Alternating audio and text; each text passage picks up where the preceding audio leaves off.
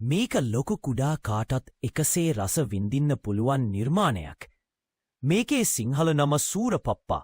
හැබැයි හරිම නම ඇවිල්ලා ඇස්ටරික්ස් ඇන්ඩ් ඔබේලික්ස් ල කොම්බට් ද ෂෙෆ් කියන ප්‍රංශනාමය. ඕක ඉංග්‍රීසියෙන් කියනවා ඇස්ටරික්ස් ඇන්ඩ් ඔබේලික්ස් ද බිග් ෆයිට් කියලා.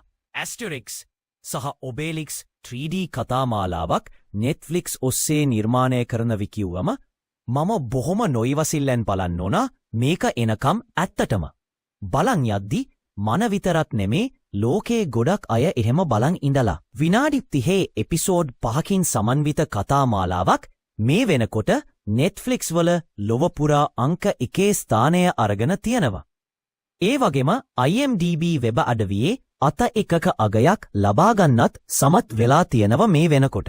1964 වසරේදී නිර්මාණය වුණ මේ ඔරිජිනල් කතාව 205 වසරේදීත් අපිට රස විඳින්න පුළුවන් කියන එක මට නම් හිතාගන්නත් බැහැ. මේ සීසන් 1 නිර්මාණය වෙන්නේ අපි කාටූන් එකේ දැකපු වැදපප්පට පිස්සු වැදෙන සිද්ධිය පාදක කරගෙන.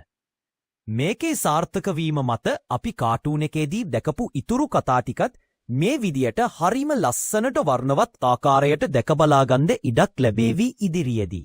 මේකේ හැබැයි අපි කාටූන් එකේ දැකපු සිදුවීමවලට වඩා වෙනස් දේවල් ටිකක් මේකෙදී ඔයාලට දකින්න ලැබේ.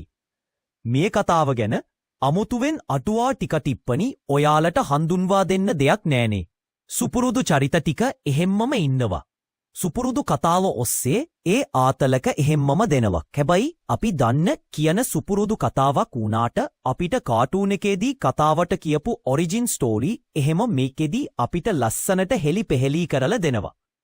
විශේෂයනම ජිම් පප්පා එහෙම නැත්තම් ඔබෙලික්ස් සහ සූරපප්පා විදියට හඳුන්වන ඇස්ටරික්ස් දෙන්නාගේ යාළුකම ඇති වුණේ කොහොමද? ජිම් පප්පව අරිෂ්ට කල්දේරමට වැටුන කිව්වට ඒක වුණේ කොහොමද කියලා ඔයාලා දන්නේ නෑනේ. ඔන්න එහෙනම් බලාගන්න. කොහොම හරි මේ මූවී එක බලන්න ඕන නම් යට තියෙන කොමෙන්ට්ස් ගොඩේ පින් කරලා තියෙන කොමෙන්ට් එකෙන් බලන්න පුළුවන්. හරි එහෙනම් අද කතාව තමයි මේක.